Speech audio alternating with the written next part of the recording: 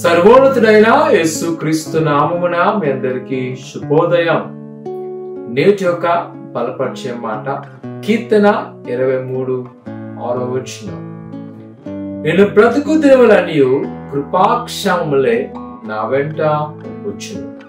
చిరకాలము యెహోవా మందిరములో నేను నివాసము చేసేదను. పరిశుద్ధ లేఖనములో కీర్తన 23 ఎంతో ప్రత్యేకమైనది, అనేక మందికి చాలా సుపరిచితమైన మాట. ఇందులో భక్తుడు చివరిగా అంటున్న మాట ఏంటంట, నేను బ్రతుకు దినములన్నీ కృపాక్షేమముల వెంట వచ్చును. నిజమైన ప్రియకుమారకుమార్తె, ఈ రోజు మనము ఈ విధంగా ఉన్నామంటే కేవలము ఆయన కృప. ఆయన కృప ఉన్నది కాబట్టే ఈ విధంగా నువ్వు ఆనందంగా జీవించగలుగుతున్నావు, సంతోషముగా ఉండగలుగుతున్నావు.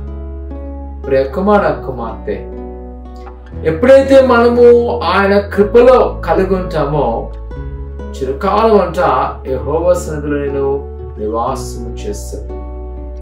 మన స్థిరమైన గృహము, స్థిరమైన స్థలము ప్రభువైన యేసుక్రీస్తులోనే.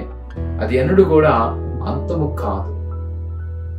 ఈ ఉదయకాల సమయంలో మనకోజు మనుషుల యొక్క పరిస్థితులు నాకు బాగున్ను, ఎవరైనా నన్ను ఆదరిస్తే ధైర్యమిస్తే బాగునని. కానీ భక్తులకు ఉన్నదంట ఆయన కృపాక్షేమములు తన వెంట ఉన్నాయి. మీరు నేను ఖచ్చితంగా చెప్పగలను, ఇంత ఆనందంగా సంతోషం ఉండగల కారణం ఏమిటంటే ఆయన కృప నా వెంబడి ఉన్నది. ప్రియ కుమార కుమార్తె, ఈ ఉదయకాల సమయంలో మనుషుల మీద కన్నా దేవుని మీద ఆనుకుందాం, ఆయన కృపను కనుగొందాం, ఆయన కృప మీద ఆధారపడదాం. ఆయన తప్పనిసరి మన పట్ల గొప్ప కార్యం చేయను. ప్రార్థన చేసుకుందాం.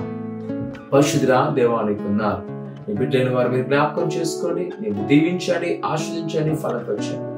వారికి ప్రతి కొదులు మీరు తీసివేస్తున్నారా, ఇగో నీ కృపను వారిని కుమ్మరింపచేసి ఏమైతే వారు కోరుకున్నారో ప్రతి కోరికలు మీరు సిద్ధింపచేసి అయినా నీ యొక్క ఆశీర్వాదం దయచేసి నడిపించు.